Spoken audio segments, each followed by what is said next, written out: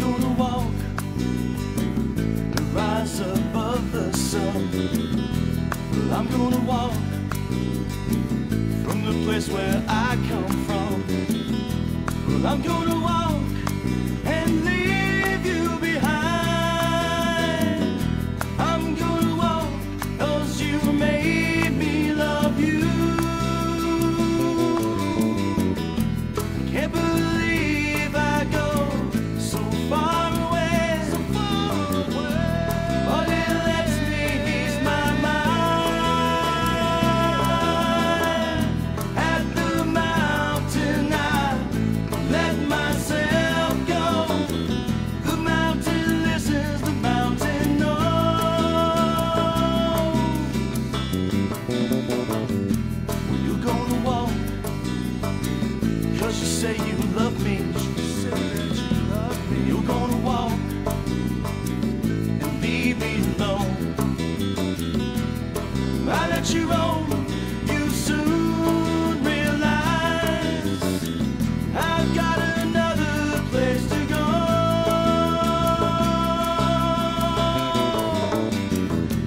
Can't believe I go so far away, but it lets me ease my mind.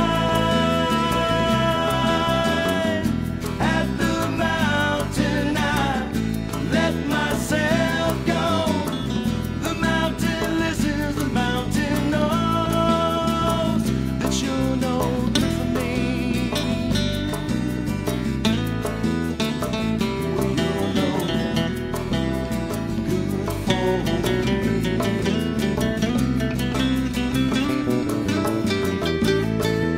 I trust the mountain, she gives me pride. Well, I speak to her like she's my bride. She doesn't play any games, she doesn't laugh at me. She just listens and she knows.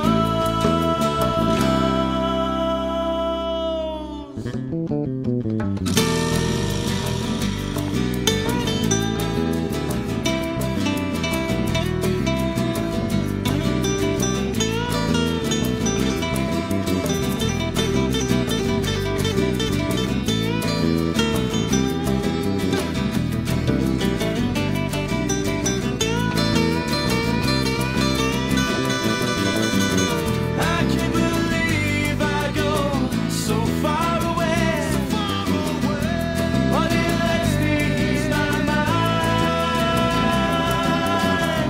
At the mountain I let myself go. The mountain listens, the mountain knows. I can't believe I go so far away, but it lets me ease my mind. At the mountain I let myself go. The mountain listens, the mountain knows.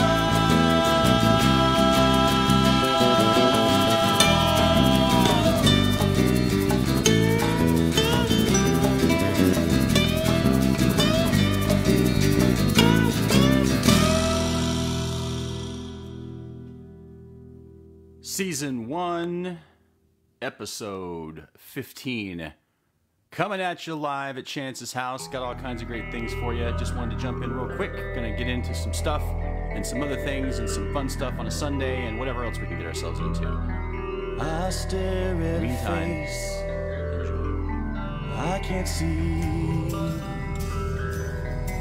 Feeling lonely and scared, how long will it be? Once it used to fill my soul with pride. All this hate without a home to call my own. Confusion, anxiety, reality, infidelity.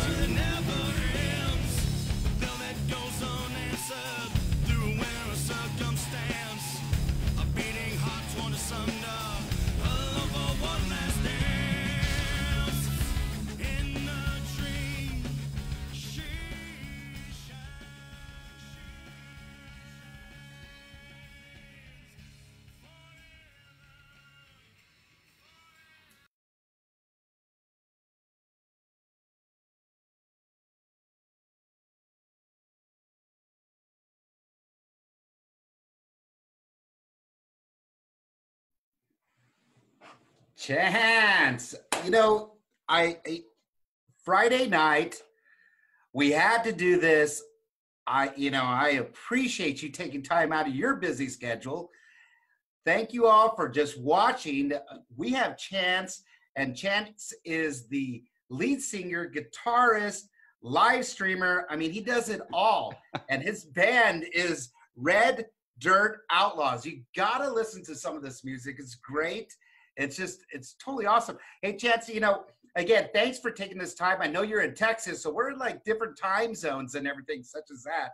You're over there in Arlington, Texas. Yep. And we're in Albuquerque, New Mexico, but you are part of the Q, you're part of Albuquerque. So, and everybody just has to listen. Tell us something about you. Tell us about everything. I'm super excited to talk to you about this.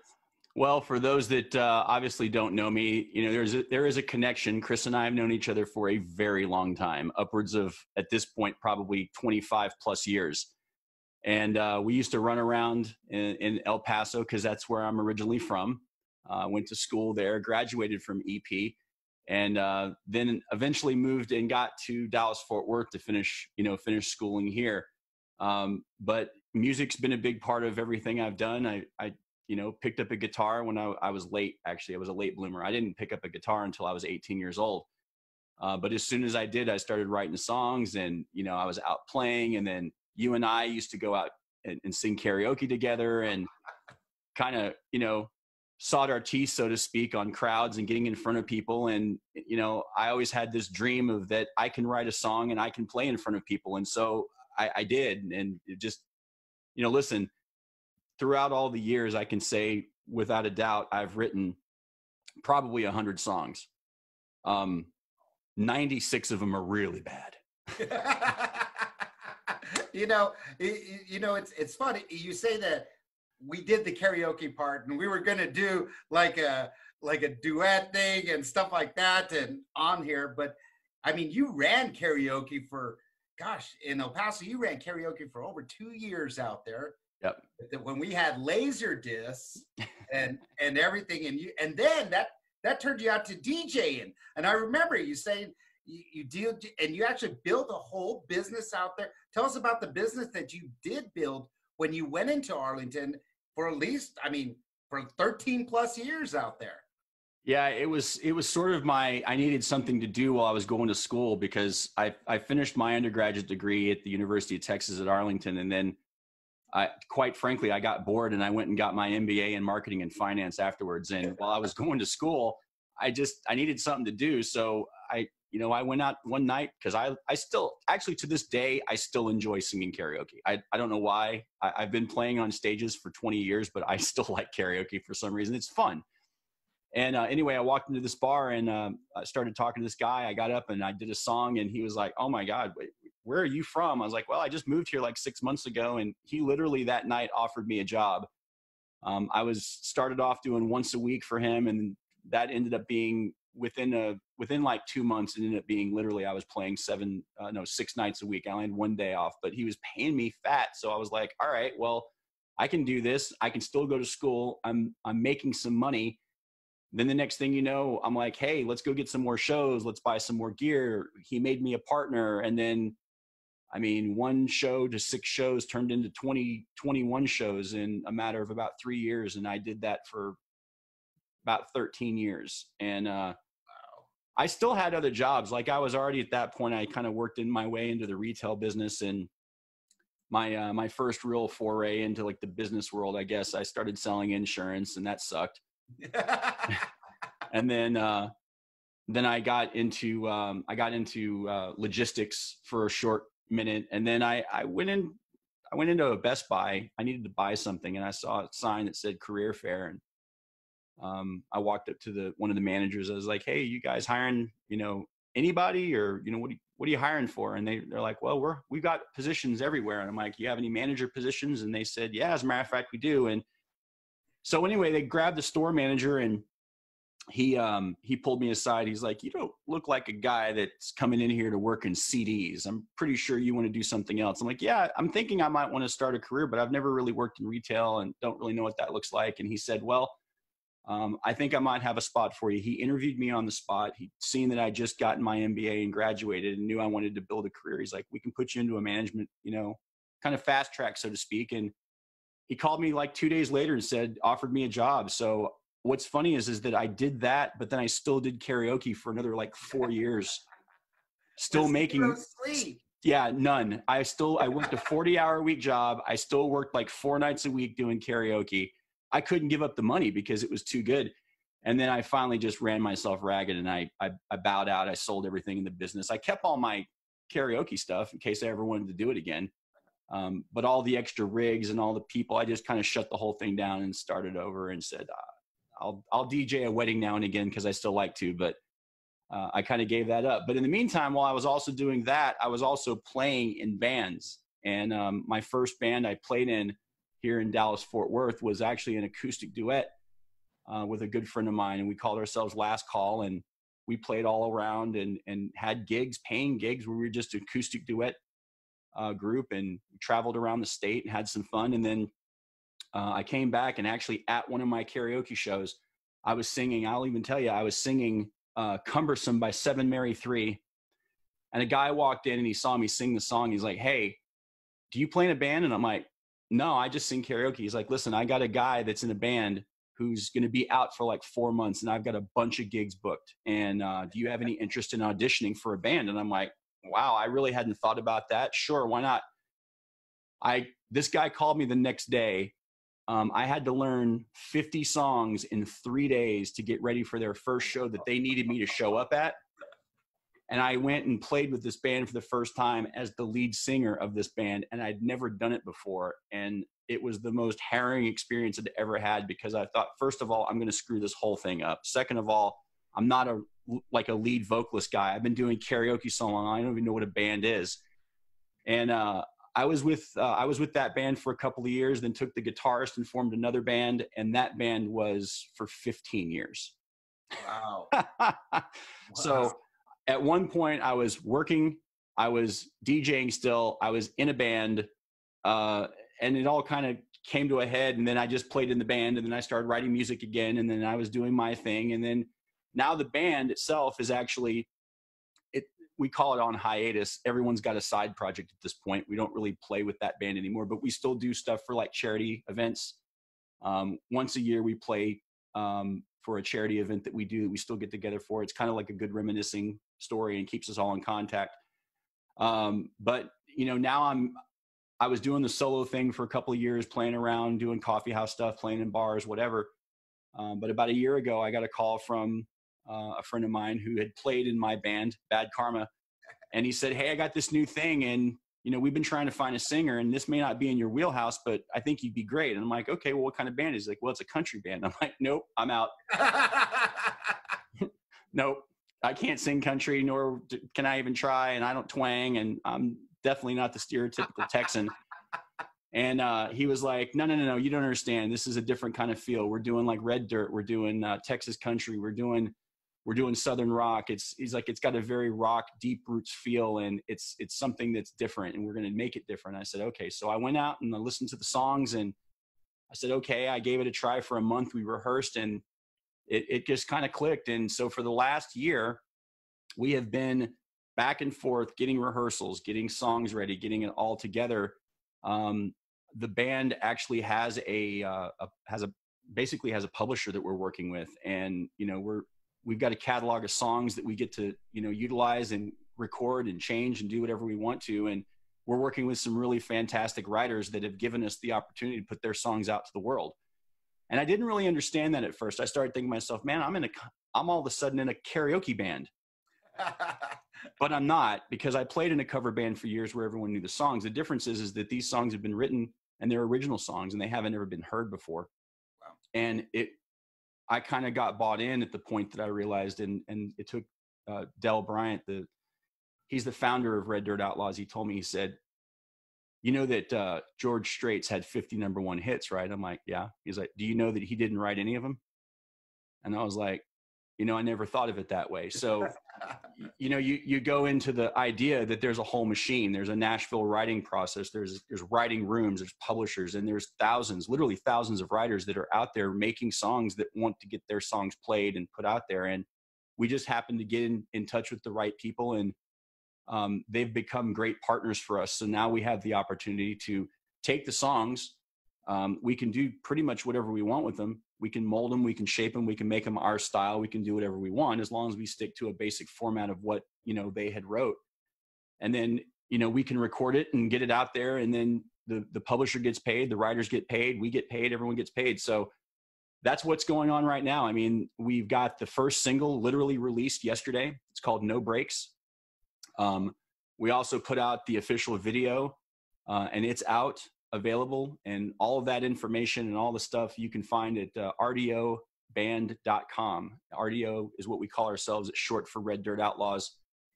And we're going to put out like 3 more singles, and then we're going to release the whole record at the end of the summer. Hopefully, and the reason why we're doing that is we're kind of hoping that might coincide where maybe we can get out and play a little bit, because right now with everything in pandemic and COVID and just all of the general unrest that's going on in the country, now is not the best time for us to be doing that. There's a lot of other issues. There's a lot of other things in this world that are a lot more important. And we're all very driven to listen, be kind, and find a way to be a part of the solution. And we're hoping that music can be part of the solution. And we're hoping that we can do that, but not a in your face, go check this out. And hey, we're only out here for us and whatever. We just want to get people to start tapping their feet again and, you know, having something to do if they can't get out and listen and enjoy. And it's been very cathartic for me and doing things. As a matter of fact, it's been so much so that since I've been cooped up as well, I came up with an idea and started to do a live stream, you know, just like you're doing. And I've got a thing called Live at Chance's House. I do it every Thursday nights at 7. I do it on Facebook Live. I put the replays on Instagram and YouTube and everything else. And it's turned out to be where it's a talk program, but then yet I play for half an hour, and it's just fun. So I kind of got my hands in all kinds of things now. I'm busier now than I was when I was playing in a band, like a cover band, playing, you know, every weekend. I mean, I've got it, you know, just to make a good show and make a good effort and produce something and put it together where it doesn't look like I'm literally playing in my room, which is where I'm at right now. This is where the magic happens. It ends up being something that's fun and entertaining, and I'm getting a lot of great feedback, and it's so much fun. I even if I didn't do anything else and this was the only thing I was doing, I'd be creatively satisfied. And that's a great point. I see you doing a lot of live streaming. I see the Chance's House. I'm always tuned in at 7 o'clock on Thursdays, which is just awesome. Just listening to your voice and listening, because music soothes the soul. And one thing I did see in a lot of your live streams and the donations that you're driving a lot of the food banks out there in Texas and making money for them. Can you tell us a little bit about that? Because I know you're very passionate about something, you know, driving money to, you know, the food banks out there in Texas. And I see that all the time on your live streaming. And can you tell us a little bit about that? Yeah, absolutely. So what happened is that when we got into the whole COVID scare, everybody, I mean, I'm talking every musician tried to figure out, hey, we can't play live somewhere. So what are we going to do? We're going to do a live stream of some kind. I mean, to the point where if you were to go to Guitar Center or go online to Amazon and buy a streaming kit or buy microphones or buy anything that would be part of a podcasting world or a live stream world, the stuff was back ordered because everyone was doing it. And, you know, I was fortunate enough that I had enough gear here that I could make it happen. I mean, I've upgraded since then and got a better camera than that was on my computer. But I mean, ultimately, as a musician, I had a lot of the tools that I needed to make a live stream happen already. And I told myself that if I was going to do it, while I'm not taking away from musicians that do it as a living, and that's what I respect, anyone who is a musician for a living and they need to make money, I 100% support that. As a matter of fact, I watch a lot of live streams of friends that I have that are doing it, and I'll donate. I'll request a song, say, hey, play this for me, and I'll throw money in that virtual tip jar, so to speak. Right. But I'm very fortunate, and I still had a job, and I was able to still go to work, and I was still able to be safe at work because I work for an amazing company, And we've taken every precaution known to man to make sure that the people in our building are safe and that everything we're doing is the right thing. So I felt comfortable enough going to work. And I didn't need to make money going out and playing gigs. So I decided, instead of taking a virtual tip jar for myself, I decided to take a virtual tip jar for a good cause. And because there's a lot of people that are suffering, a lot of people out of work, and a lot of people that just don't have enough money to eat. The North Texas Food Bank was something I decided that I wanted to choose as a charity. And they're so amazing with how they source everything that they do, that $1 will feed 3 people. They've got their costs down to just an amazing margin where they can actually provide healthy, good, hot, fresh meals from people, because they get so many donations. And then they also get a lot of things sourced where it doesn't cost them. It literally costs them pennies on the dollar to get some of the stuff that they get. So I was like, well, if I raise $5 or I raise $500, well, either way, it'll be fine, because I'm going to be doing my part. And the first night I did it, I was absolutely floored. I literally played 6 songs. I put the donate button on Facebook and I had $270. And I was like, oh my God. And the other thing I was doing too is I made sure that I linked it through Facebook. I didn't want anyone to assume or think that I was getting the money and then donating it. So what's really great is I could put the live stream up. There's a donate button that goes right underneath it. They can securely donate however they want. And then it was directly impacted. So I did that. This was before Live at Chance's House even came up. I did that probably 7 or 8 shows. I did it for the entire month of April. And each week it kept getting better and kept getting better and kept getting better. And by the time the end of April rolled around, the people in my network and everyone that I knew with myself helped raise like $1,500. Wow. And I was like, this is amazing. I mean, that, first of all, that feeds nearly 5,000 people on their number, right? They say that on their website. And then I just keep throwing the button up there. And every time something happens, like this last time I did a show on Thursday, put the button up and, $200. So, I mean, a couple $100 here, a couple $100 there with people that have, and I've always asked that. I've always said, listen, if you don't have it to give, don't. I'm not begging for money. I'm just putting it out there, because if you've got $5, give $5. If you got 50, give 50. I generously donate each week, and I'm not ashamed to say it. I mean, I have to budget too, but every time I put the donate button on, I donate $25, $25 a week. Anytime I put the button up there, because I'm not going to expect anyone else to donate if I can't support my own cause. Right. And so, for me, it's something that I can afford to do. I mean, it's not a lot of money, but for me, it still is. I mean, $100 a month putting towards giving back to the community. And I think that's really what the key is finding a way to be better than yourself. And if you can give back to the community, then you should. And yeah, I mean, that's so important. I mean, you're just doing so many great stuff out there. I mean, you're doing all these live streams. I don't even know where you have the time, and you're actually helping me out with all this other technical stuff, from mics to lighting to computer tech, and I mean, it's just so wonderful, Chance. So now the Red Dirt Outlaws, that music is just outstanding. I saw the video today. That's just amazing. The work on it, it's not heavy. It's like country rock, I guess you could say that, right? I mean, Red Dirt, because I'm not really familiar with rock to country rock, but it's a country rock kind of mix. Right. Yeah. So Red Dirt really got its roots in Oklahoma, and it's its own subgenre. I mean, our name dictates that we might do some of that, but really the name also dictates that we're kind of the outlaws of Red Dirt. We're not doing it the same way. We're not taking the same steps. We're not doing the same music. And, but we've got ballads, and we've got very, very countrified songs, but we also have a lot of stuff that we do that's just rocking. The best way I can explain it is just good old fashioned Southern rock. If you need a good description, that's really what it is. But we're not trying to be like anybody else. We're not trying to be the Black Crowes. We're not trying to be Skinner. We're not trying to be any other band that's out there that has been labeled as a good Southern rock band. 38 Special, you think is ZZ Top.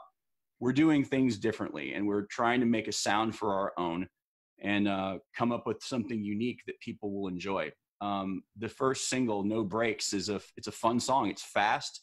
It's a good rockin' tune. It was written by our friends Chip Martin and Craig Lackey, and they've done. And they've got other songs too. I mean, it's amazing. We've been able to put it all together and finally have the record done. Wow. I mean, I listened to it. My whole family downloaded it out here, and a couple friends as well. Thank you.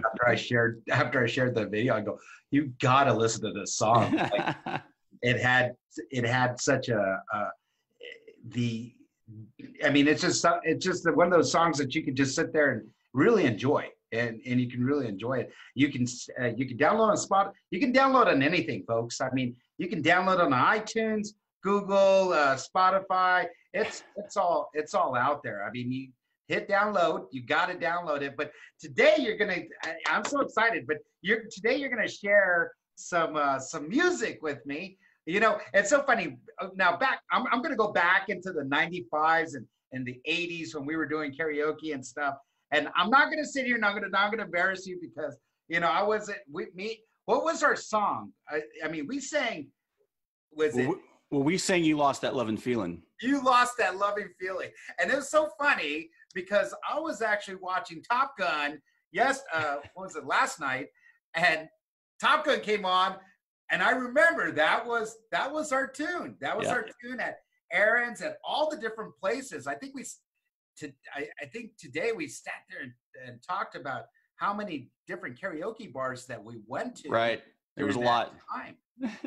And I couldn't believe it. But even to this day, I'm still a karaoke junkie, and I even have karaoke apps because I can't go to the karaoke bar. So I'm like, look, I mean, at the end of the day, a cover band basically is a glorified karaoke show anyway, and I still love doing it. I mean, I use the acapella app, and I'll do a song here in my house, and I'll pick a song that I like, and then I'll do 3 parts. I'll do a harmony, and I'll put a little shaker on it or whatever else, and then I'll put that up. I mean, it's fun, it's creative, and it does something. I still love going to a karaoke show. If someone ever says you want to go karaoke, I'm like, sure, let's go. Let's have fun. I mean, but see, your vocal range is so high. I mean, like, you can get up there. Some of the stuff that you did back in the 80s and even now, and some of your ballads and stuff, you got. Do you do any type of training for your voice, Chance? I mean, that's natural coming out from you, but what type of training do you do for your voice? I don't. But I'll tell you what I do, or what has happened. So when I was 18 and singing, I had a much higher voice. And, I had the same voice that I have now, but I could sing higher because, I was 18. When I moved here to Dallas Fort Worth, then I also started drinking too. And I don't mind sharing this story because it's personal, but at the same time, I made my own choices to make sure that I could, be more prolific. And so like 5 years ago, I think it's 5.5. I've kind of lost count, but about 5 years ago, I think it'd be 6 this December. I quit drinking, and it was one of the best things I ever did for my voice because I used to kind of thrive on it because you could do, get a shot of Jaeger and get some Jack and Coke going, and then kind of got that gravelly sound and just, and I did that because I played in an alternative rock band. So I was singing things from Metallica to Godsmack to Tool to Rage Against the Machine, which are my favorite bands anyway.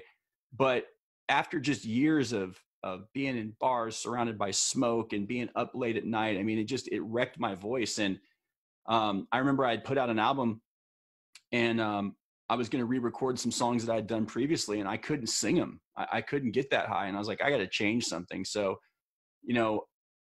that wasn't the only decision. I mean, look, there was other decisions that were made, but I ultimately made a life choice to go kind of straight edge, so to speak. And I quit drinking, and all that kind of went away. And over the last 5 years, my voice has gotten higher again. And so now I have a problem. If I want to go to a karaoke bar, if I want to sing Metallica, I don't do as well as I used to. Queen's Rye or White Steak, Well, going, oh my gosh, I actually fall into what's called a baritone, where I can sing a lot lower register, but I can't quite hit tenor notes. I'm kind of in between. So, can't hit those Michael Jackson notes anymore, huh?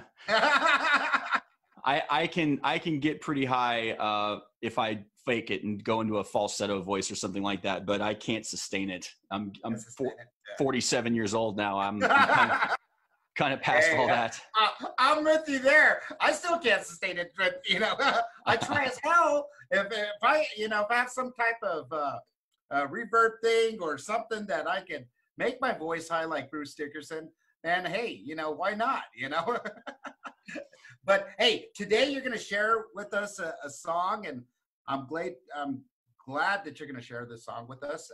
Tell us about this song that you're going to be singing with us today. So the song I'm going to play for you tonight is a song that I wrote it's been a little over a year at this point, and it was one of those songs that just came up. I wrote it literally in like 15 minutes. It came to me. I literally went and ran and got a piece of paper and started writing things down. I didn't even type it on my phone, which I normally do. And I started writing things out, and there was definitely a reason why it happened. And I kind of leave the story a mystery, to be honest with you, because the song I wrote for me, it was something that I needed. But the way it came out, there was a good thing that happened. The good thing is that if you listen to it, which I'll play it for you in a minute, it's called Every Step. It speaks to a lot of different people in a lot of different ways because it's not specific. And I didn't even realize that at the time when I wrote it. I just wrote it because it sounded good to me. And I knew I needed to go record it. I literally went the next week. I went and talked to my friend who's a producer out of Nashville, and he said, "Yep, let's do it." And we knocked it out in like 3 days. Wow. And but I didn't release it.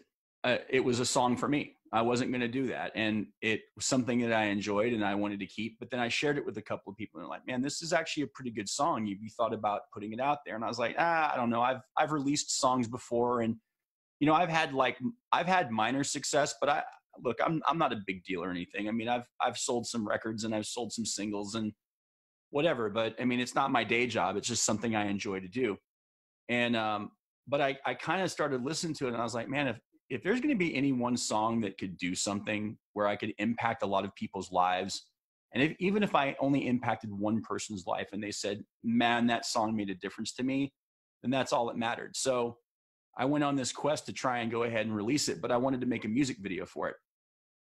The reason why the song sat around is because I literally started obsessing over the music video and wanted to get it perfect. And I probably re-edited it like 30 times. And I finally got stressed. I was stressed out, and I was like, every day I was coming home and I was playing with this thing, and I must have done 15 different camera shoots and none of them were working and it looked like hell. And I didn't know how to use Final Cut, and I didn't have any money to spend on it. And so finally I got together with a friend while I was learning how to make my own video. I actually got pretty good at making videos. And so I was out making videos for other people. And so my friend called me and said, "Hey man, I need to make a video. Can you do a music video for me?" I'm like, "Yeah, okay, I'll get yours done. I can't finish mine, but yes, I'll get yours done." And so I went and took literally like 4 iPhones, connected them all up. I edited it out, got him exactly what I wanted, but he was playing in this venue that was awesome. He had rented it. And I just looked around and I'm like, "This is perfect.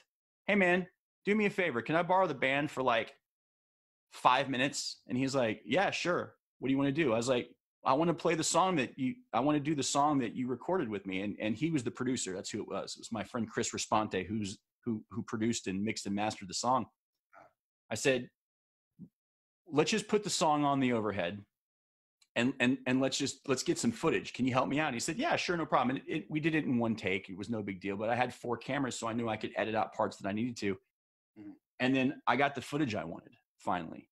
And then like a week later, I finished the video. And then like a week later after that, I released the song because I had what I wanted.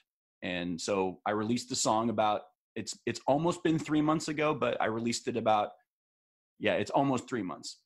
And it took off, and it kind of took off big. And it's been, what I would say it's regionally successful. Let's just put it that way. And it's right now sitting around 68,000 plays on Spotify. And I mean, it's awesome. It's introduced me to a whole new genre of people. And I get direct messages. I get Instagram messages. I get Facebook messages. I get emails from people that said, "We heard your song." And Belgium, in the Netherlands, in LA, in Florida. And I mean, it's been overwhelming how nice people are. Right. And it's to tell me something like, hey, that song impacted my day, or, you know, it made me think about this. And it's not has anything to do with what the song, why I wrote it. And I go, wow, so many people can take away something from it. And it's been a really great experience. And if it never does anything else other than what it's done it to this point, then so be it. I'm okay. I've kind of run its course, and quite frankly, I think everyone's tired of me, you know, posting up on social media about go check the song out. So I think it's time. I think it's time that I write another one. That's awesome. That's awesome. Well, you got it all set up, or? Yeah, let me get it set up. Right. Give me just a minute. I'm going to grab my guitar, and then we can make this thing happen. All right. So for the first time on the cue with the Gons, this is Chance singing Every Step.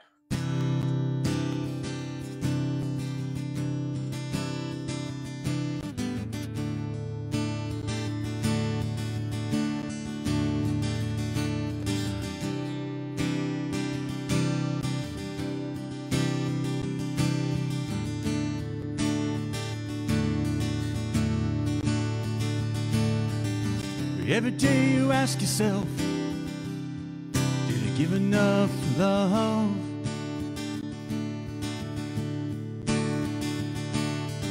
It's just a passing feeling, but it sure seems tough. You think about all the times you thought you'd give up,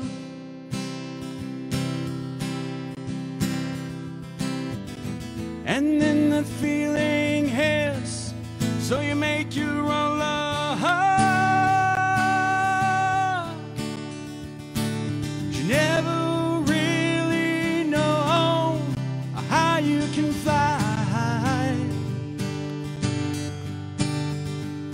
'Cause you never really know how hard you can try.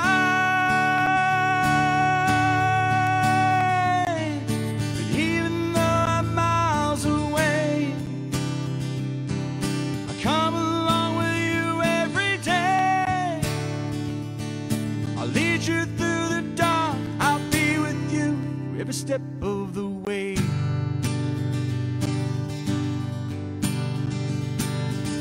Walking through your mind, you see all the things that seem rough.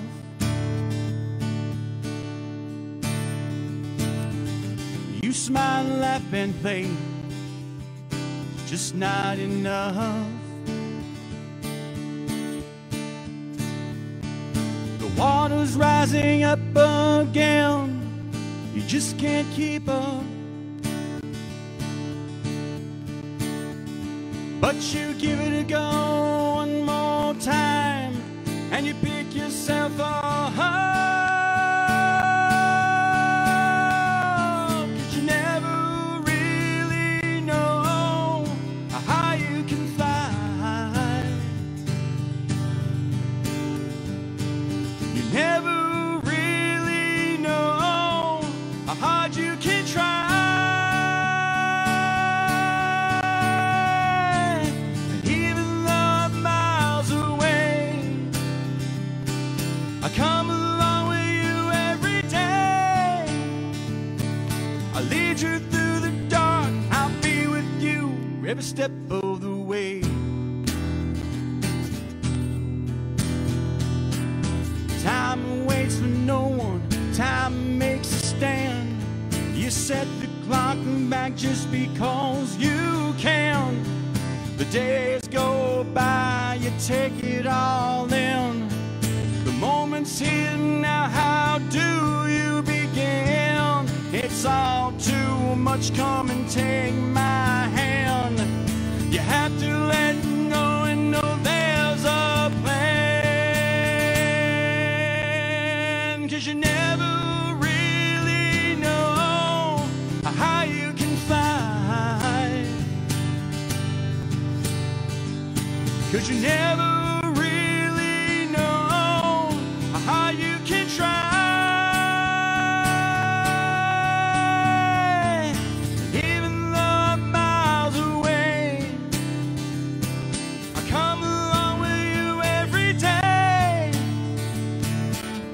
you up and show you the way.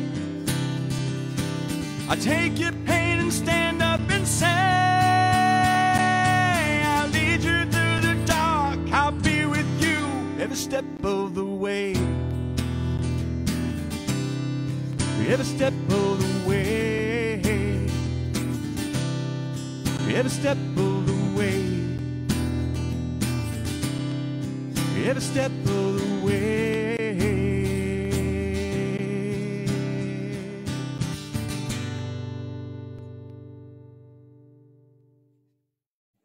That just sounds great, even acoustic, brother. I mean, it's just awesome that that you shared that song, and it does have, and you really, if anybody's listening to this out there, go down and download the song, because at some points of your life, every step of the way of how our lives are and different directions, and it just makes you really think. And it's a great song, and it really touched me. Thank you very much for sharing that with us.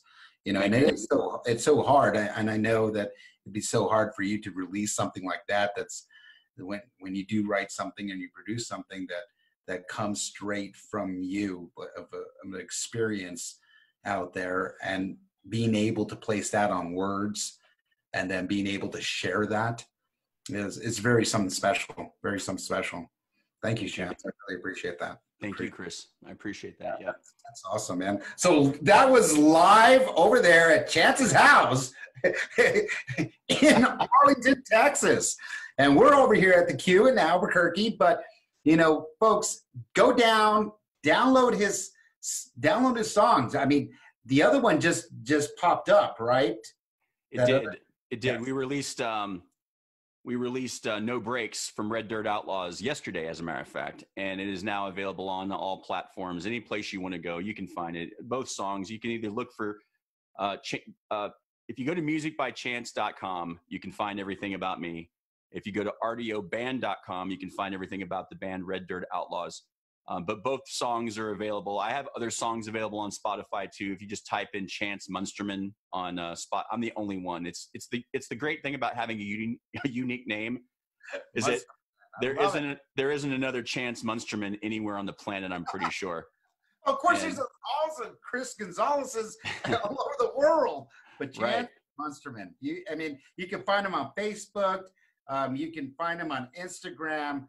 I mean, he's on every social media platform that you could possibly imagine.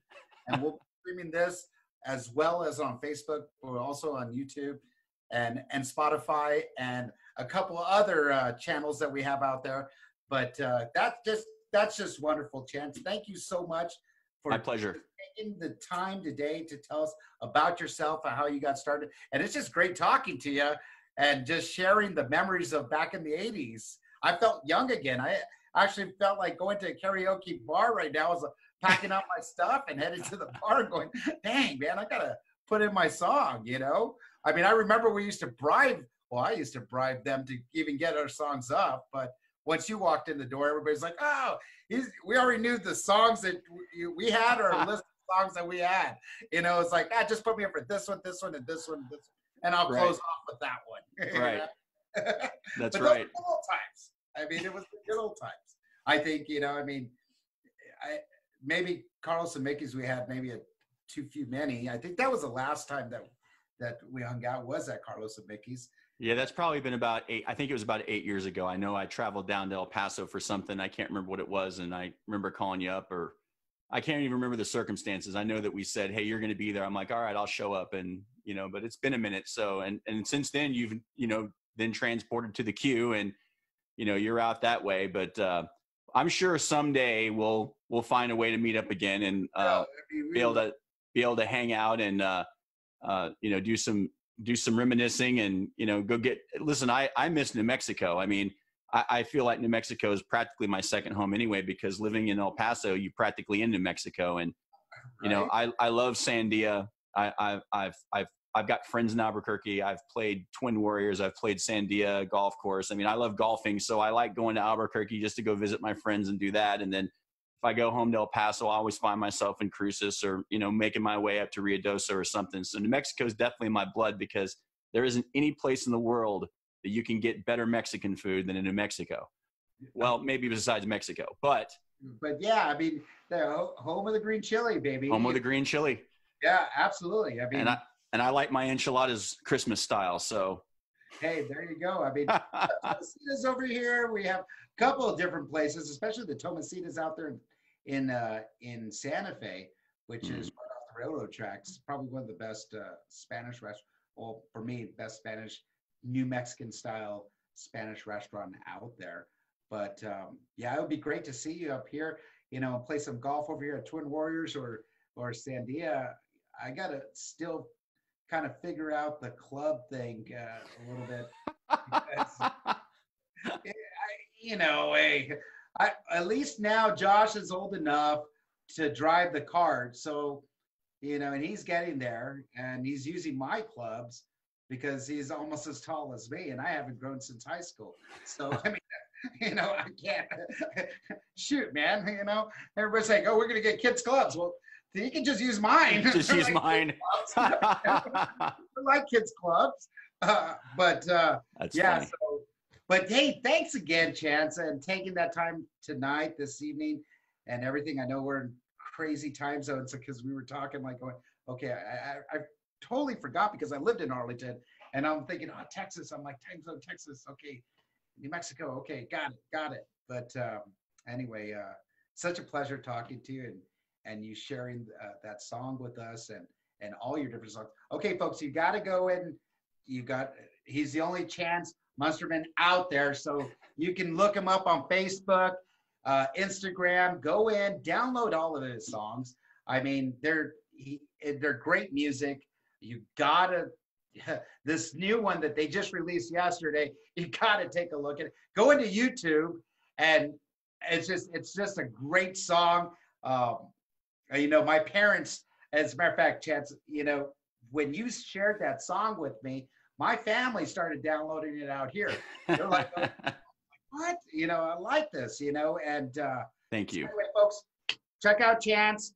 And then also he has his Chance's House at 7:00 every Thursday. Yep. And he's interviewing somebody. I mean, what do? You're interviewing people out there and you're playing music and it's just, it's like a big party. It really is a big party at 7:00 at night. It is 7:00 and you can find it on my Facebook page, but I post it everywhere else. So even if you're not friends with me, technically you can go to my page. Actually, everything's pretty much Music by Chance. So if you go to musicbychance.com, you go to YouTube, it's Video by Chance, but the music page that I have on Facebook is Music by Chance. You can go there, and then I also stream it on the Red Dirt Outlaws page. So if you just type in Music by Chance on Facebook, or if you tap into mine, friend me, I'll add you. I mean, listen, it's all a big family in the music community, and but Thursdays at 7:00 I go live with it, and I usually have an interview that lasts about 20 minutes. Then I talk music with someone, or I just have my own flair, or talk about topics of music for the week, and then after that I play for about 30 to 45 minutes, and I just do exactly what I just did right now. I play a few of my songs, I play a few RDO songs, and then I still play a cover song or two because I like to, and I know there's people watching, and it gives them some entertainment on Thursdays at 7, and it's just fun. It's just fun. Plus, also, it gives me an opportunity to raise some more money for the North Texas Food Bank. That's absolutely right. And folks, again, it's going to be different time zones when you're looking out there, but it is recorded on his page. So make sure that you go by. So don't sit there at 7:00 at night in New Mexico and going, how come, has it started? Has it not started yet? So 6:00 Mountain Time. 6:00 Mountain Time. So you said at 7:00 and you've missed it all and the whole live thing because you didn't start at 6. So folks, go in, Music by Chance. It's great. Thank you very much. This is the first Q from all the way to Texas. So first Q show from all the way to Texas. So thanks, Chance. Appreciate you. God bless you and your family. You stay safe. Keep on playing. Keep on making that music for the soul. And I'll keep on listening and keep on downloading, brother. Thanks, guys. I appreciate it, man. Be good. Peace. Yes, folks, you've seen it live inside the queue with the Gons. Tune in every Friday at 7 p.m. Follow us on Instagram, soon on Spotify. Thanks again, Chance, with Red Dirt Outlaws. And again, please go into his Facebook page, go into Music by Chance. Thank you all, and have a good night. Peace.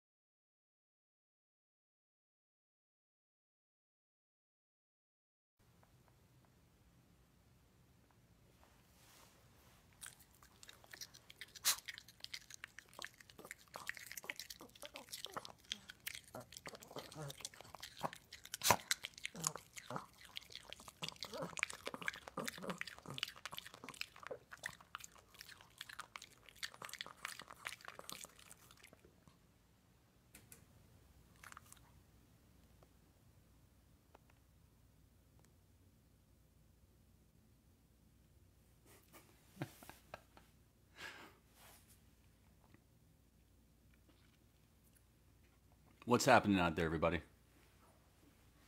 Season 1, episode 15.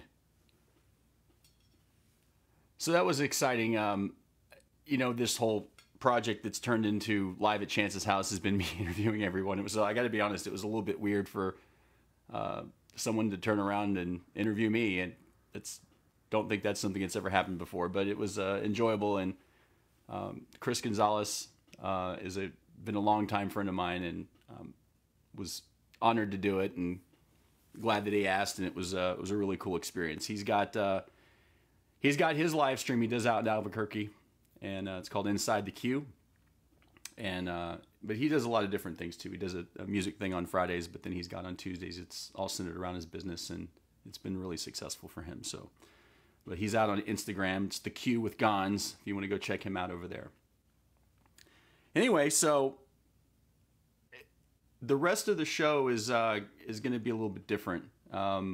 We've got so there's been a lot. First of all, I'd be remiss by not to say thank you, huge thank you to our sponsor. That's right, Joe's Tavern and Grill, where you can eat, drink, and never leave. Once you're here, you're here. Joe's Tavern and Grill. Howdy out there to everyone, especially those at Joe's. Hi to the neighbors out at Joe's, and hi to everyone out there. Tonight we are going to go over a few things, and one of the things is going to be music as usual, right? We got a topic or two that we're going to cover. We've got several friends out there that watch pretty much consistently every week, and we're going to dig through the mailbag, so to speak, and talk about some of the ideas that they've thrown out, as well as answer a few questions. So there's going to be a Q&A today. So let me pull that up, because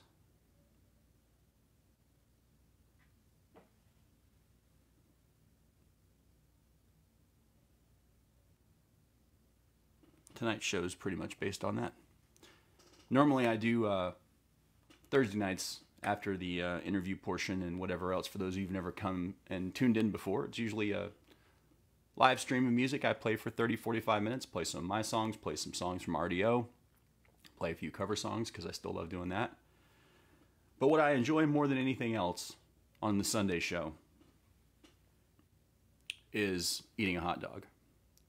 And I haven't done this in a while. I love hot dogs. Get the mustard going. I think I just splattered my laptop with mustard stuff. But tonight's show is going to be answering some questions from the mailbag, and I'm going to eat a hot dog because one I haven't eaten yet, and whatever. All right, so let's see. First off, band you hate. What's the band you hate, Chance? Well, I got to be honest with you. Hate's a strong word, and I've never really been a fan of hating anything. But it's very similar to overrated, and I've got a few of those, I think. But if I'd have to pick a band, if we're going to go with that category,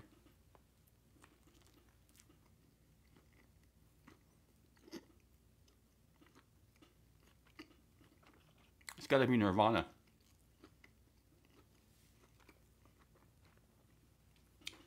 Although, surprisingly,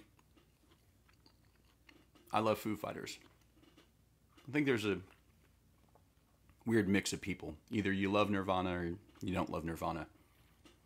And those that love Nirvana tend to not really like the Foo Fighters, and those that don't like Nirvana tend to really like the Foo Fighters. So it's kind of a one side or the other, right? All right. Bands that are overrated. What do you think? What's your band that's overrated? And I hate to say this because I'm going to probably turn off a lot of people by saying it. I actually have two. But the one that stands out the most to me that's the most overrated has got to be the Grateful Dead. Now, before everyone starts throwing up comments and saying, oh, you're wrong, and that's just not it. I got to be honest and tell you that jam bands, first of all, aren't really in my wheelhouse. Just not my thing. Throw in 60 psychedelia on top of it. I don't think I understand it. Maybe it was a cultural thing, whatever.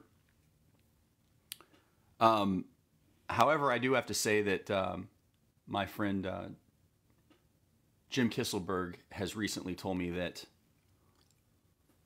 he's been getting into the Dead a lot more, and that I need to give him a try again. There's apparently a lot of cuts that he didn't even know about, and he's really into music. Like, I think I'm into music, and my friend Jim is really into music, and he's been deep diving some tracks and said, give it a go one more time, and you'll thank me. So I may, but man, I got to tell you that I didn't even know who the Grateful Dead were growing up. I just didn't. It wasn't something that I was experienced with. My parents didn't listen to it, so I had no exposure to it. I didn't even know who they were until MTV came around. I think it was like 86, 87, and they came out with that one hit that they had. I mean, they had other hits, obviously, I get it, whatever. But nothing that I knew. And they had that one song, it was like Touch of Grey, I believe, and they played it on MTV in heavy rotation. And I was like, no, it's whatever. Who's this? I feel fine. I mean, whatever.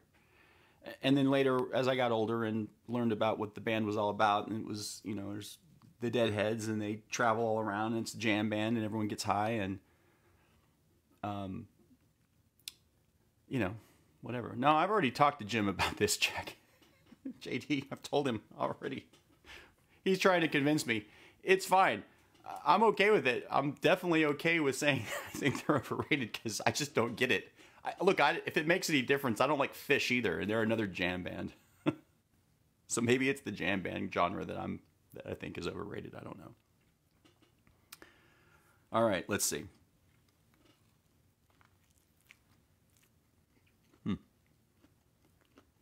Band that surprised you.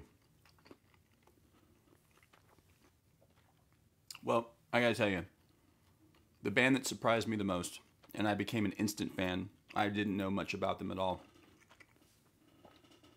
In 1996, I went to a show at Bronco Bowl.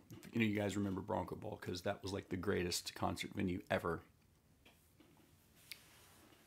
And everyone was telling me about Bronco Bowl, how cool it was. And when I first moved here, I had no idea that it was actually a bowling alley. But I saw some of the coolest concerts I've ever seen at Bronco Bowl. I saw Linkin Park there. I saw Oasis there. I saw Queensryche there. But the band that surprised me the most, and I became an instant fan, was the Bare Naked Ladies. And they were killer. They were killer. And I had no idea all the stuff that they had. See, you got me wiping now And there's no mustard in the beard, thank you, but I gave me the affect to do this anyway, and I guess I had to. But so early on, Bare Naked Ladies had a bunch of albums, and then they blew up big right around 98, 99 when the song 1 Week came out. But their albums all prior to that are fantastic. And they had two singers for a long time. They had Ed Robertson, and then they had a guy named Stephen Page. And Stephen Page left the band sometime, I want to say in the mid-2000s. They had a falling out. There was some stuff that was going on, and I still like their music. I don't know that I like it as much. I liked it a lot more when they were, a 5-piece band. 6, I guess. And but they surprised me the most. They put on a hell of a show. They were entertaining. They're funny.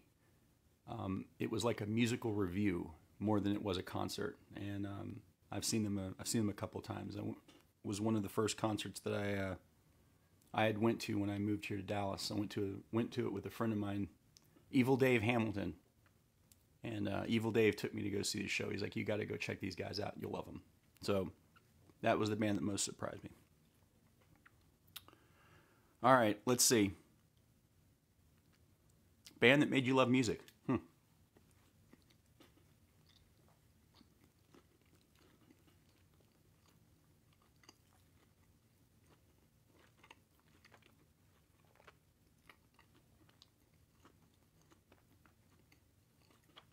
No doubt, hands down, band that made me love music, Van Halen. Now, I've talked about this before. The first album I ever bought, Diver Down. Second album I ever bought, 1984. And then I bought everything I could possibly own prior to. Of course, as young as I was, I think I was in 5th grade when 1984 came out. I kind of always marked that year because I remember what school I was going to. I went to a elementary school in El Paso, Texas called Polk Elementary. And I remember how excited I was about hearing those songs. And it's funny now because I talked to a few friends that tell me, because they're older than me, and they were listening to Van Halen before those albums even came out. They were listening, of course, to Women and Children First and Fair Warning and Van Halen 1, Van Halen 2, and all of it. But I thought Jump was a killer song. And maybe it's because I'm a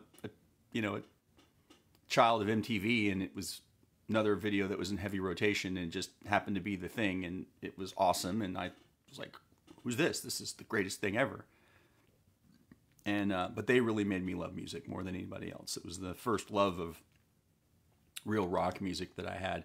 But subsequently, after David Lee Roth left, and then Sammy Hagar came in, same kind of deal. I was just as young not to really know all of Sammy Hagar stuff before he even joined Van Halen.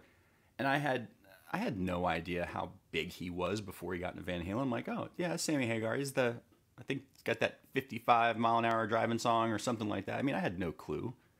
But I remember how excited I was when 5150 came out. And I was like, oh, man. I cannot wait. I cannot wait. I cannot wait. But I was still a little bit too young to go see concerts. But a lot of my friends went, and it was one of those moments where I was like, I wish I could go to that concert so bad. I wanted to see it. But I eventually got to see Van Halen, of course, but I never got to see him with David Lee Roth. I only saw him with Sammy Hagar. But I absolutely love that band. And I remember when OU812 came out. It was me and my buddy, and I think by this time I was like in 8th grade, and oh man, it was on, and we played that. I wore that. It was probably a cassette tape. Yeah, I wore it out, literally. And then CDs came along in Columbia House, and I got it. And to this day, still love that album. Love 5150. My favorite song ever is off 5150. We talked about that before, which is Summer Nights, and it's just an anthem. It's an anthem of my youth, and I'll never forget it. All right. Band that changed your life.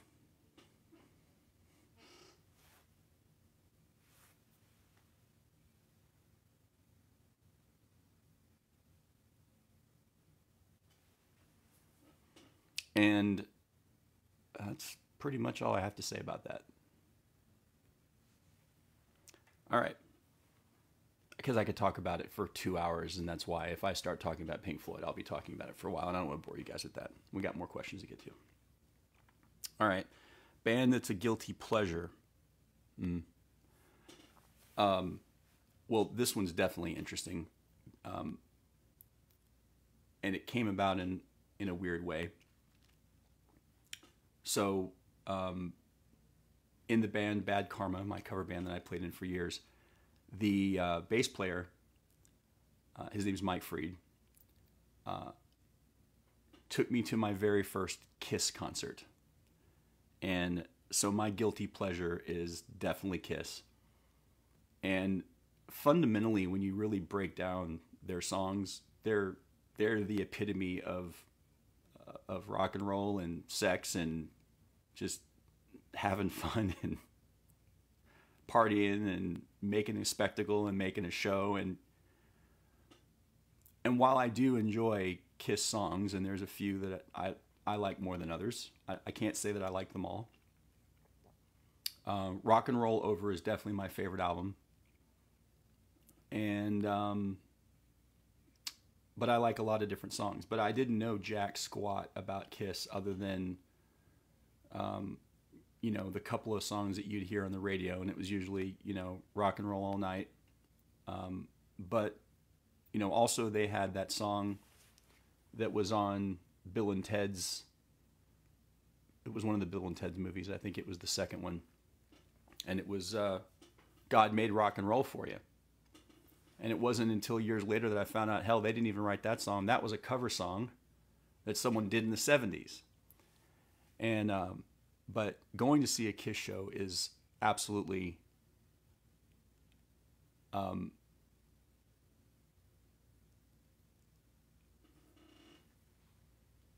sorry, stand by.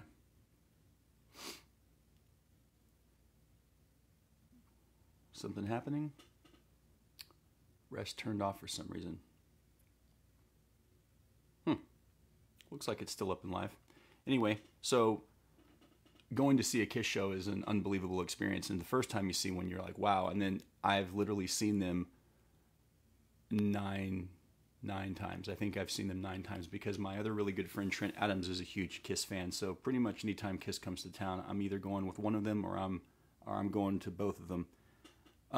Not sure what happened, why we were back on. It didn't look like it cut off on my end, but, you know, as is Facebook and as is live streaming, I guess that happens occasionally. So sorry about that, guys. But yeah, the Kiss experience is one that is definitely a good one. Joe's Tavern production. Except this time I didn't do anything. Normally it's Jimmy's fault when he's messing around on the audio board, but for some strange reason I keep bringing Jimmy back, and he's probably going to fail me again. Anyway, guilty pleasure, without a doubt, definitely Kiss. So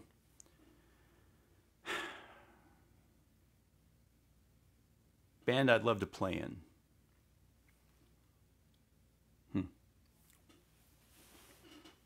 I had to think about this one, and I think if I was going to give an honest go and say, where can I play and who could I play with? Because I wouldn't just want to play in any band where I'm just standing up there. You know, I can admit the fact that I've got a limited amount of guitar skills and I can sing a little.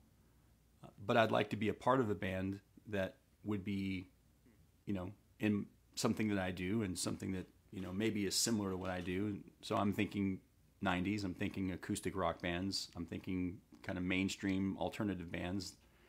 And I came up with 2. And if I had to have a choice of what band I would love to play in, it would be either Matchbox 20 or Counting Crows. Because 1, I love both those bands. I think they're awesome. And 2, they are, you know, certainly influences in the style that I play, the style that I write, the kind of music that I listen to. Well, I mean, I listen to everything, but I do like those bands very much, and that would be really cool to play on stage with Matchbox 20, to play on stage with Counting Crows, either one of those bands. It's kind of a toss-up between the two, because I often cite both of them as influences in the way that I write and the music that I listen to, because they got some great grooving tunes. They've got some monster ballads. They've got just a lot of flair, and it's an acoustic-driven, piano-driven type of feel, alternative rock feel that's what I do. Because sure, it'd be easy for me to say, yeah, I would love to play in Pink Floyd. Well, what the hell am I going to do in Pink Floyd? Huh? I mean, they got the crazy backup singer, so I can't do that. You know, I love David Gilmour's voice, so I'm not singing his parts. I can't play bass. You know, I guess I could play Wish You Were Here. It's they come out from one song. And coming out right now is our friend Chance from America. Hey. What's going on, Monty? Thanks for stopping by, man. Hey, we've got our friend Chance from America. He's going to join us on the second leg of our European tour. He's only going to play one song. And he's just going to play the first 3 licks of Wish You Were Here. But hey, great having you out. He's going to be on tour with us all year.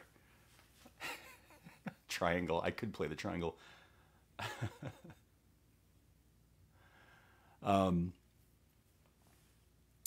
I would end with this cover song, Lee, but I'm not sure that I can. I can't do it tonight. Sunday nights are reserved.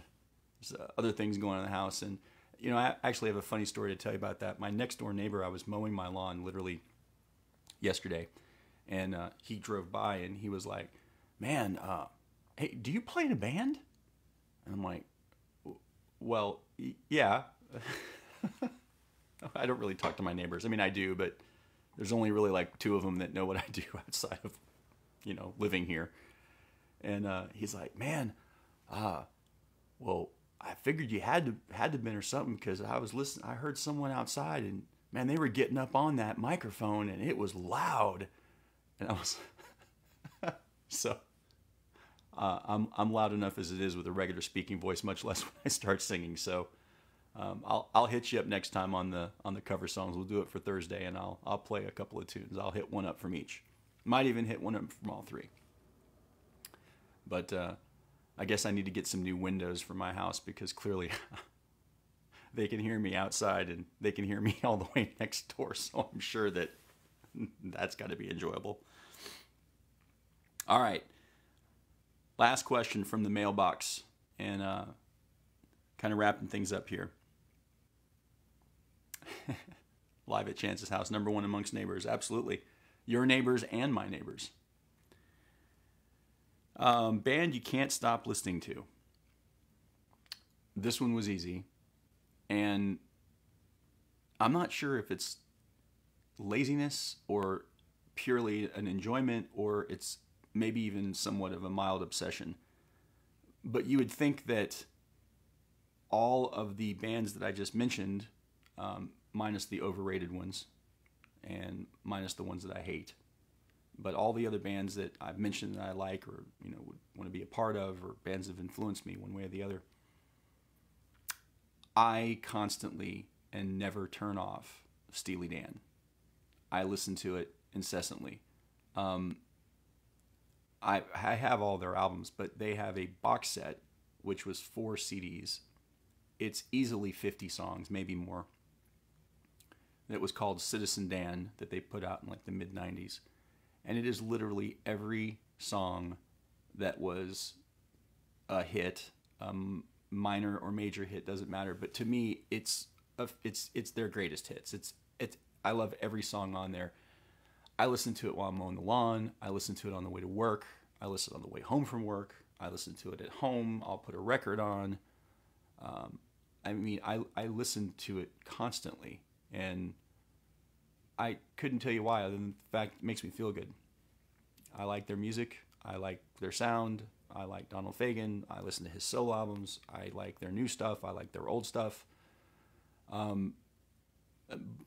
And while, yeah, I'm going to say they're definitely in my top 5, and I like them very much. As a matter of fact, I was supposed to go see them in concert a week ago, but they got postponed until next year because of COVID.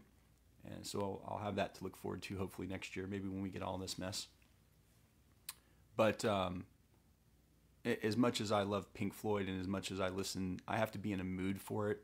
There's certain albums that, quite frankly, are depressive, and there's certain albums that I can't listen to as well as I used to, because they bring up certain memories and things that have come up in my life, and not like bad things, just, you know, I got to be in the right mood. I got to be in the frame of mind. And but Steely Dan to me is just, you know, a little jazzy, a little rock. It's happy most of the time. It's, you know, just a good groove, and it's kind of like the soundtrack to my life. So whenever I'm doing something other than playing here, going to work, or listening to anything else, the band that I listen to the most that I can't stop listening to is Steely Dan. All right. So, man, that's kind of it. I don't have a whole lot more to share. I do appreciate everyone that's come out and that comes out every week. I mean, listen, you know, I said it and I mean it. This has been a fun journey. It's been a fun experiment, and I'm going to continue to do it. Brett and Lee and everyone over at Joe's, you know, Mark, JD, you know, everyone who's kind of constantly there and watching and listening in. I love you guys, and I really appreciate all that you do. But Lee and I were talking, you know, the other day, and he said some really cool things. But one of the things we talked about is that he hopes that, you know, after this whole thing goes away, that, you know, maybe I continue to do this. And look, that's the plan. I enjoy the hell out of this. I like being able to share my thoughts. I like talking about music. I like being interactive with people. And while this all started for a particular reason, because we're kind of all locked up to a certain extent, it really does fulfill me creatively. And, you know, I'm always thinking about new ideas and coming up with something silly and, you know, figuring out what the next thing is. And I'm open to suggestion. And but the mailbox is open. So if you've got anything that you want to send, if you got any more questions, if you got requests, if you say, hey, you know, what's the Sunday show going to look like this week? And then next week, is it going to be fried chicken? Or are you going to eat another hot dog? Whatever it may be, you know, it's all in having a good time and providing a little bit of senseless enjoyment for the lack of things going on in this world. But apparently, if we move on and there's going to be football this season, I'm going to have to think about the whole Thursday, Sunday night thing, because that ain't going to work. So I'm probably going to have to move it to Wednesdays and Saturdays. Whatever that works out to be, we'll figure it out. But Live in Chance's House is alive and well, and it will continue on as long as I got at least a couple of people watching. I'm probably going to continue to do it. Anyway, you know, I don't know that I got much else. I appreciate you guys for everything that you do, and supporting me. Like I put on the scrolling screen earlier, this Thursday might be a new milestone for every step. Might hit 80,000. We'll see. It's continuing to push. You know, when this whole thing first started, I had made a bet. Well, I didn't make the bet. My buddy Devin Pike, you know, said, well, you know, if you hit 100,000 plays and you need to do something wacky. And, you know, the whole big deal joke was kind of funny and whatnot. And, you know, we have a big Halloween thing that happens on my street every year here in Arlington. It fills up like Main Street Arts Festival around here. I mean, literally there's thousands of people. And so I told him if my song hits 100,000 plays, well, then I'll dress up like Ron Burgundy from Anchorman and I'll run around telling everyone that I'm a big deal. Or I'm kind of a big deal. I'm kind of hoping it doesn't hit 100,000 plays. Although my wife did tell me, she's like, that's not like it's not like a great bet. There's not any, you know, real dissatisfaction with that choice. She said you would probably dress up like Ron Burgundy for Halloween anyway, so it's not going to be any big thing for you. I'm like, no, that's probably true. I'll have to get me a funky 70s wig and wear a t-shirt that says I'm kind of a big deal. I don't know. I'll figure something out. Anyway. All right, guys. So I figured we talked a little bit about me tonight. Got to see an interview. That was a lot of fun to do. Thank you to Chris Gonzalez, and I really appreciate that. Talked about RDO and a few other things that's happening in my world. We'll have another single coming out. I will give you guys one note that the song, for those of you who have watched it, see me play it live here, Back from the Mist, is in the hands of the producer as we speak. And I'm actually going to probably start recording that here in the next week. And we'll see about getting that thing produced and, you know, start putting that out, and maybe that becomes the next thing. We'll see. But I think I've ridden the wave for every step for a little bit here, and hopefully it continues to do what it's doing, and maybe there's a few other tunes that I still have in my back pocket that might actually do something. So Back from the Mist is going to be the next one that's coming out. You know, I'd give it like a month. I mean, I'm going to need time to put it all together and finish it up. But I am excited because the same group of guys that played with me on every step are going to be playing with me on this one. And I'm excited about the drummer. It's a session musician out of Nashville. His name's Tim Horsley. He's been playing forever. He was the drummer for, most notably, Keith Urban. And he's going to be playing on the new record again. So I'm blessed and excited for that. And then, of course, we've got the RDO stuff that's happening, and No Breaks is out now. The video's out. Speaking of video, what the hell? Let's end on a note. A little RDO. Get your feet tapping. And you guys have a great night. We will see you next time.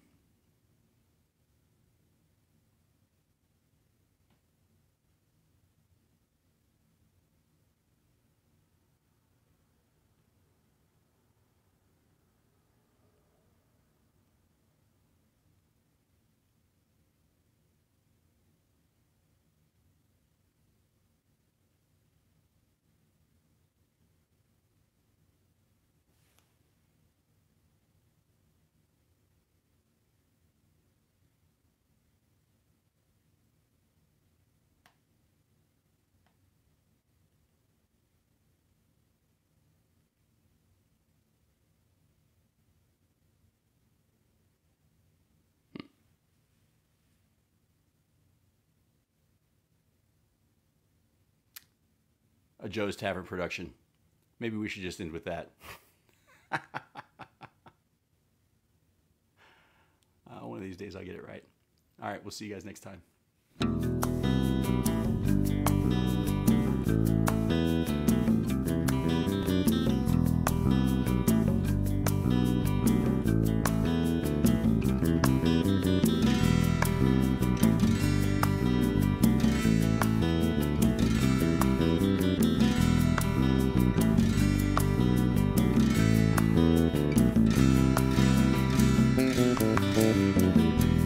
I'm gonna walk and rise above the sun. Well, I'm gonna walk from the place where I come from. Well, I'm gonna walk and leave you behind. I'm gonna walk 'cause you made me love you. I can't believe I go so far away, but it lets me ease my mind. At the mountain I let myself go. The mountain listens, the mountain knows.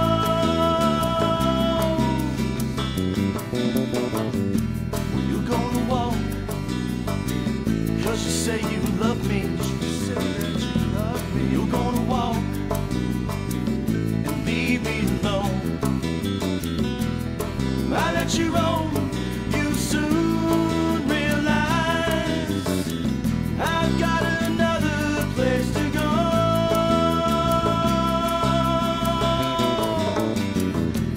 Can't believe I go so far away, but it lets me ease my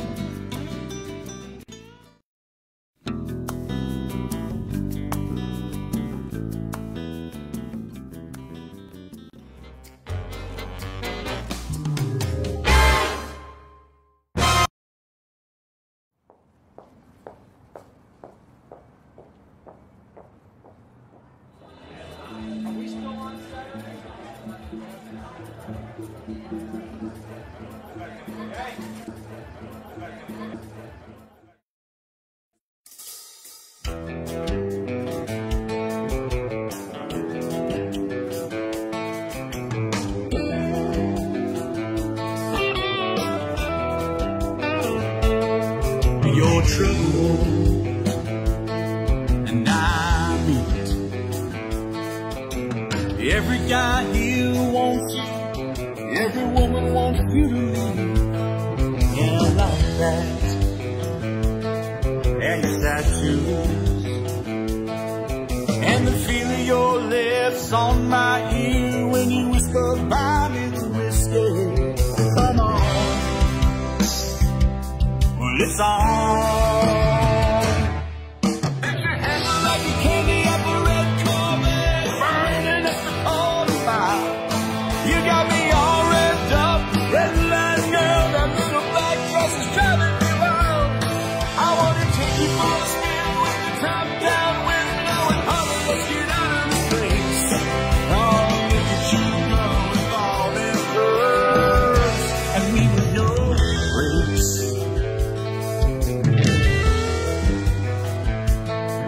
Have mercy, I wanna make this last. Well, every little thing about you makes me wanna slam my foot on the gas. Oh, whoa. Baby, let's go. I bet you handle like a candy up the red Corvette, burning up the corner mile. You got me all red up, red line girl, that little black dress is driving me wild. I wanna take you for a spin with the top down window and holler, let's get out of this place. Oh, look at you, girl, with all them curves, and me with no.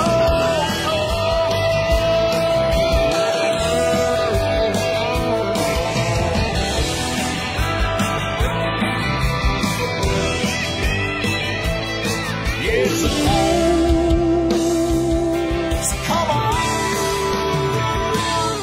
I bet you handle like a candy apple red Corvette, burning up the corner mile.